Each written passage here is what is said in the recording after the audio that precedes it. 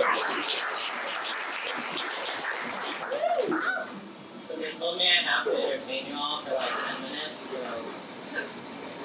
why? No. Not that cheerful. But I will perform some poems from my new book. You can find some of my old work over there, old shit. Old shit! My new book, Violets in the Winter, that just went out for pre-order on Amazon. You can pre-order it on there, or you can find me over here sitting in a dark corner and pre-order signed copies from me personally. The first poem that I'm going to do is called Stacking Boxes.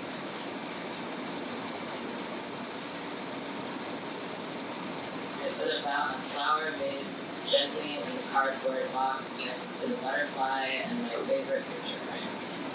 But as soon as I take a step, the water spills all over the box, leaking through and onto my skirt.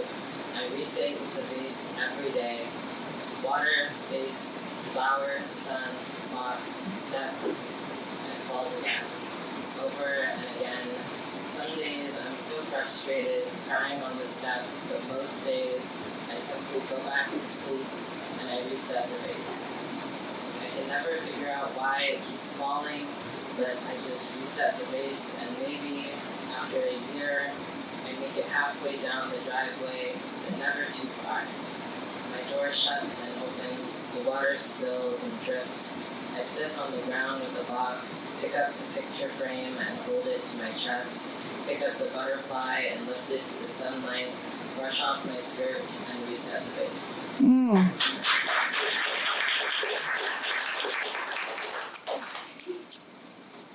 This next one I think is a feeling we can all relate to. Hi 2020.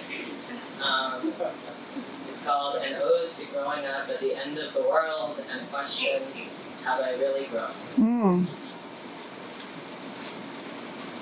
I feel stiff and stagnant. I loved. Nothing is now anymore. Years slip by me like the fine silk between the teeth of a monster or a god, torn to shreds and leaving me to decipher without all the pieces. I am not a hopeful thing, I just prefer to look at whatever is shiny. I miss being real. I miss. When does it end? This process of waking up and never being awake, so much so that my nightmares all seem no worse than, no more outlandish than, no better than this so-called waking. I know, but I wish. Am I still here? I still bleed. I still feel pain. But I'm caught in it. Like it's the only thing. Bells and famine and storm and fire and ice and days. I don't know. I don't. Do you ever want everyone to be quiet? I miss days I've never known. Who are we to tear ourselves apart this way? With plague and war and fire and greed and loss of home, of health, of life, of kindness. I drink to sleep and sleep to cope. Then I'm lost. But aren't we all?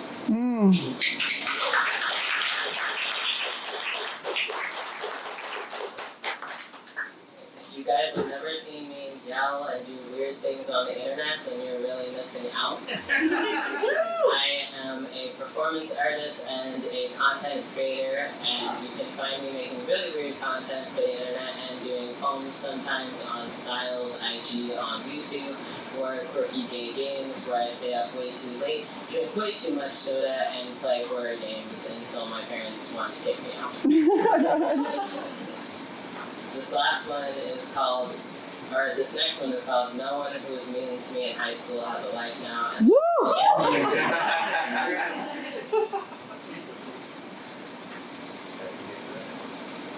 you pretended to love me so much that you actually did it. You tricked yourself into it like a mouse vying for the cheese after losing its tail to the trap.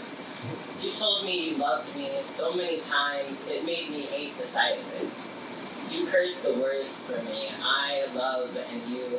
Like venom, I avoid them, seeing glowing iridescent scales on people who say them and laughing.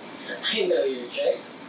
I've lived in these games of cat and love for long enough to know that the love runs into the wall while the cat is still running it. Rewind. I know your tricks. I've lived in these games of cat and love for long enough to know that the love runs into the hole in the wall while the cat is still running too fast to slow down. I've seen my face flattened in the mirror and listened to the birds chirp around my head. I know your tricks. You showed me you love me in every message, detailing the ways like some Romeo and Juliet of just friends. Like Shakespeare, your words so beautiful, I forgot the most important part. Romeo and Juliet were idiots.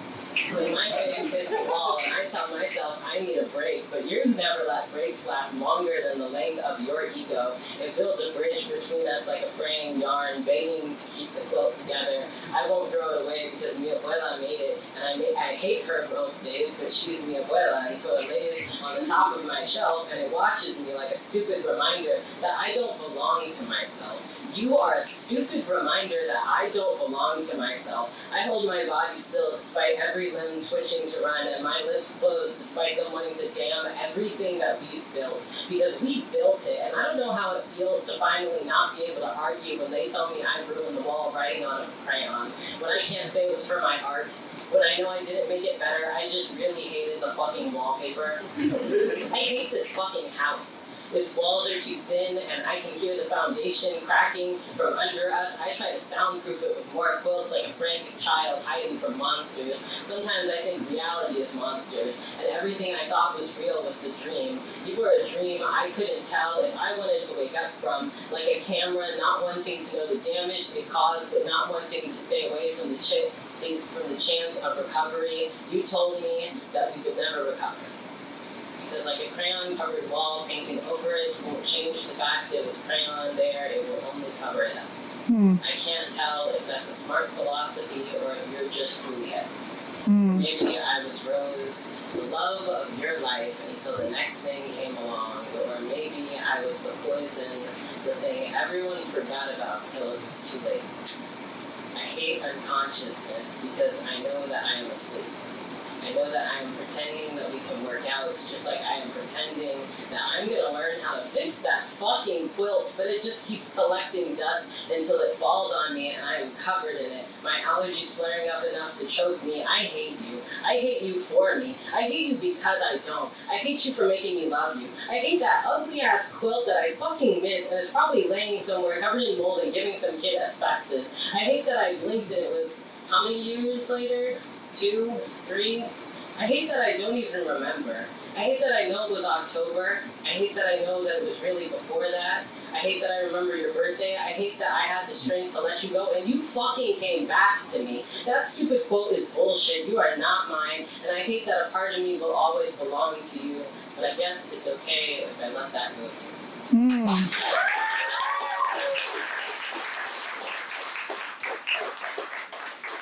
I said that was the last poem, but I lied. You guys have to see me for like 4 more minutes. Ow! This poem is called Monsters. And since we're talking about emo shit, here we go. Emo shit. Why do I still cry when I think of you? I've asked myself this question so many times, it feels like less like a question and more like a cry itself. I won't even allow men to hold my name anymore. Careful with every part of me like it's made out of glass, the way I so damned everyone else for being. I damn you. I damn everything you've ever done. Your hands, your lips, your eyes, your mind, your words, your tongue. I damn your very breath. Because you get it so easily while I hyperventilate in crowded rooms, while I freeze when someone accidentally brushed past me, while I stare like a deer in the headlights at anyone who thinks that I'm fine. I can't be fine because you made it that way, because you pretend that I am a thing, and now I have nightmares and stare at everyone like they may think the same. You are a nightmare. One come to life and crept into my bedroom like I am a child looking for monsters. You are a monster with fangs and hair that you have no need for, because everything that's scary about you is in the eyes of someone who can look at another person and think them your property. You are what makes people like me have to learn to be kind enough to survive, to fawn at danger, to let it bite you, keep it from killing you. You are what makes beast tamers out of children who look too much like targets in your eyes. Anyone a step too small, anything a step too helpless seeming, I repeat seeming, because we aren't. We will never be, because we have no choice but to be made of iron and encased in roses to live through a walk home at night. You are the boogeyman who should have been left in the shadows standing up behind me because you are too much of a coward to look me in the eye. And so for every time I think of you and mind water, I will remember that I will always be stronger than you can ever hope. Because you are a monster, and I have learned that in every story, monsters lose their heads.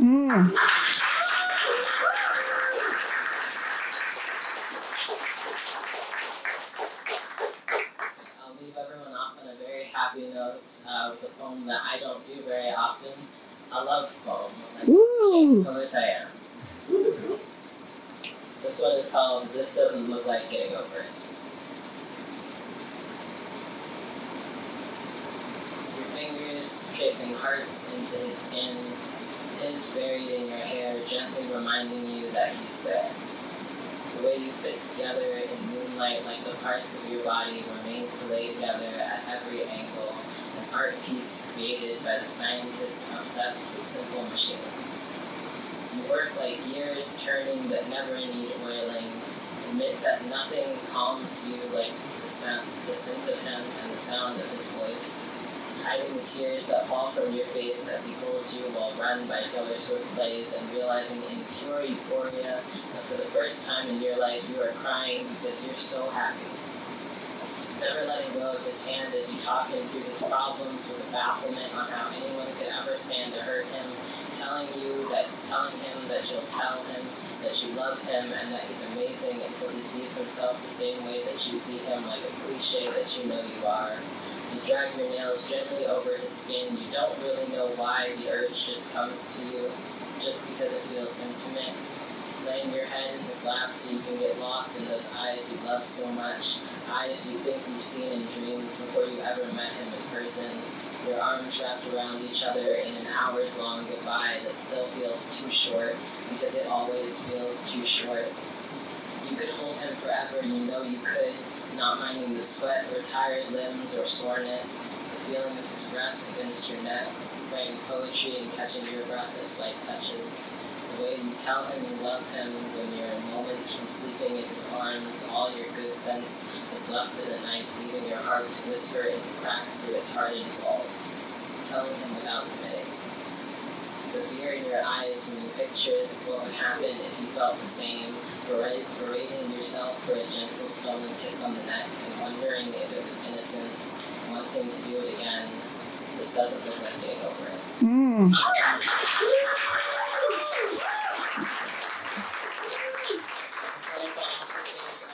Definitely come over and check out the merch table, which has both my work and the work of all the other really dope poets you're going to see tonight. Yeah!